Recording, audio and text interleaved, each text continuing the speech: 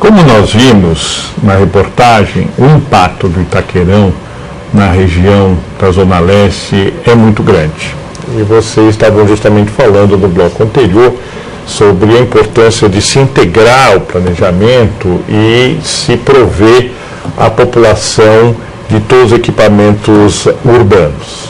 E a dificuldade de se integrar o Itaquerão às zonas de lazer e às zonas de preservação permanente é uma grande preocupação. A ela existe a preocupação das consequências da especulação imobiliária, porque essa região está sendo cada vez mais adensada e esse adensamento não está seguindo nenhum plano específico e nem está se beneficiando dessas melhorias. E a pergunta inevitável aqui, Magalhães, que eu gostaria que você comentasse, é quanto o interesse imobiliário ele influencia um plano diretor. E nesse caso mais específico, se o Itaquerão não está também subordinado a esses interesses. Eu acho que, em primeiro lugar, a gente precisava colocar uma questão que eu acho que é fundamental. O Itaquerão pode ser uma ação de fator de desenvolvimento muito importante para a cidade de São Paulo. Por quê? Na verdade, esse equipamento ele vai servir para as Olimpíadas, vai servir para a Copa do Mundo, mas pode ser um elemento importantíssimo, se bem usado e com uma boa gestão, seja um elemento que pode ser usado quase que cotidianamente por toda a população. A pergunta que se refere à questão da corrida imobiliária, essa é uma questão que São Paulo conhece isso há muito tempo. Não é? Normalmente,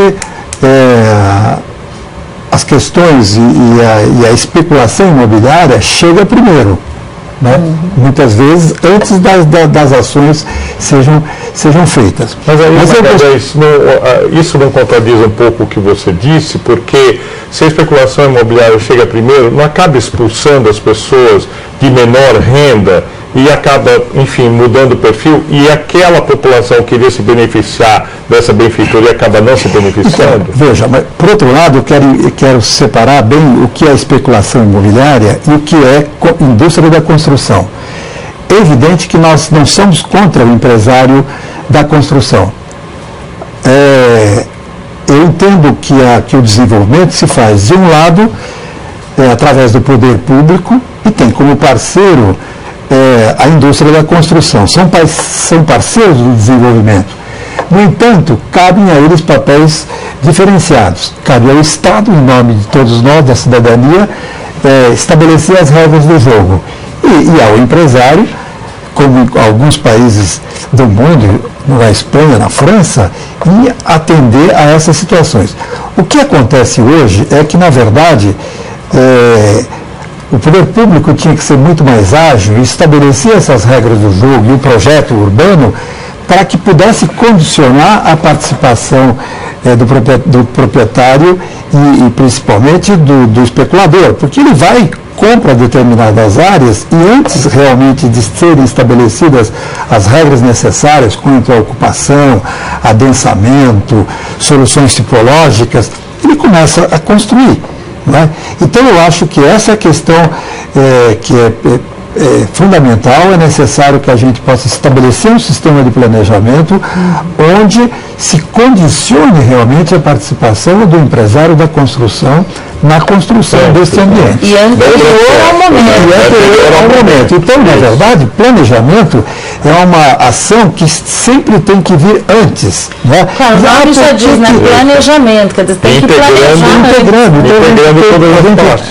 Fala muitas vezes, bom, mas isso deveria já ter sido feito. Mas os planejadores, os arquitetos estão dizendo isso há 10 anos atrás. Agora, no caso de Lambregat, também deve ter ocorrido a mesma coisa. Na integração do aeroporto e do porto lá em Barcelona, claro que esse impacto imobiliário se deu. Como é que aconteceu lá? Houve integração dos consultores, dos empreendedores imobiliários no processo de planejamento? Ou ocorreu um pouco isso que o Magalhães nos disse? Quer dizer, a especulação chegou antes da benfeitoria? 5 anos antes. 5 anos antes? 5 anos antes já começa, a gente tem um aumento do valor do terreno, um aumento em 135%. Quer dizer, é um número altamente importante e impactante, né? Não só na economia, como na política e social.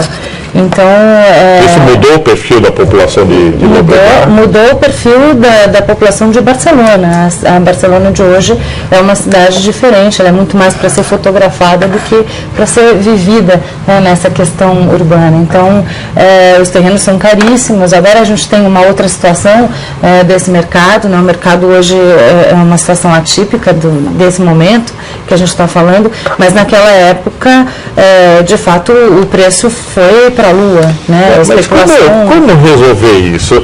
Vamos ver agora o caso da cidade de Santos, né, com o pré-sal e com o novo porto, a ampliação do Porto de Santos. A pressão imobiliária em Santos é tão insustentável que o plano diretor da cidade mudou as cotas de construção e hoje está se podendo construir prédios de mais de 20 andares lá. Como é que se resolve isso? Eu entendo que tem que se juntar urbanistas e todos esses atores, né, e a gente estabelecer regras claras para esse jogo. Então, vamos normatizar, vamos trabalhar quais são os impactos que a gente vai ter com determinada ação, vamos trazer a Olimpíada, vamos trazer o que a gente vai fazer antes disso acontecer. Né? Isso é planejar. Né? Não, veja, tem uma série de ações que estão sendo tomadas. Né? O plano diretor prevê realmente, vamos dizer, a formatação e regularização da chamada Operação Urbana Jacú-Pêssego. O que é essa operação urbana? Ela tem o nome do entorno da via que une hoje a região de Guarulhos com a região praticamente sul, que encaminha para o porto. Né? Essa avenida ela poderá, vamos dizer, ligar, né, o aeroporto de Cumbica ao Porto de Santos. Né? Então, e no momento, como não está pronto o rodoanel, é evidente que essa avenida está sendo usada como elemento de conexão. Bom, imagine todos os impactos que já estão acontecendo em torno disso. Então, existe em curso, né, e eu sei que a Prefeitura está licitando, nesse atual momento, quem vai trabalhar na Operação Urbana Jacú, Rio Verde Jacú, né, que é o nome, que é, enfim, toma os dois nomes do Rio Jacú e do Rio Verde, né, quais seriam os elementos que deveriam ser normatizados, né, do ponto de vista da macroescala. Claro. Né? A gente tem que, na verdade, ter um planejamento que trabalha com a questão macro, né, que a Operação Urbana Jacú-Pêssego tem mais de quase 1,5 milhão de hectares. É uma coisa impressionante do tamanho, que envolve questões que dizem respeito ao uso do solo. Você tem que ter parques lineares, você tem áreas, como diz a nossa entrevistada, a arquiteta Fernanda, que mostrou que você tem regiões que são já impactadas, que ela chama de regiões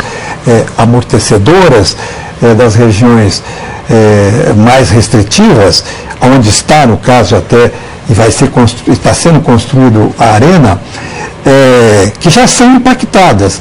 Mas, no entanto, você tem que estabelecer aquela condição que entre o sim e o não tem que ter o talvez, né? Que é o desde que. Então, esse macroplanejamento está em curso. Mas, ao mesmo tempo, é necessário que vamos dizer, que se encontre uma forma de imediatamente, vamos dizer, em outros países se congela a área. Né? Se diz por um certo tempo aquela área fica completamente congelada.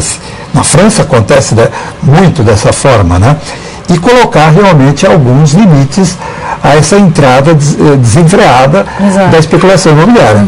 Então, no próximo bloco, nós vamos discutir um pouquinho as consequências desse processo do desenvolvimento da cidade sem planejamento. É um planejamento que não consegue se impor ao próprio processo de desenvolvimento. Nós temos alguns bairros na cidade de São Paulo, onde esse processo de mudança de perfil ocorreu muito rápido, criando bolsões, criando comunidades de baixa renda, convivendo com a especulação imobiliária, e no quarto bloco nós vamos falar um pouquinho sobre isso.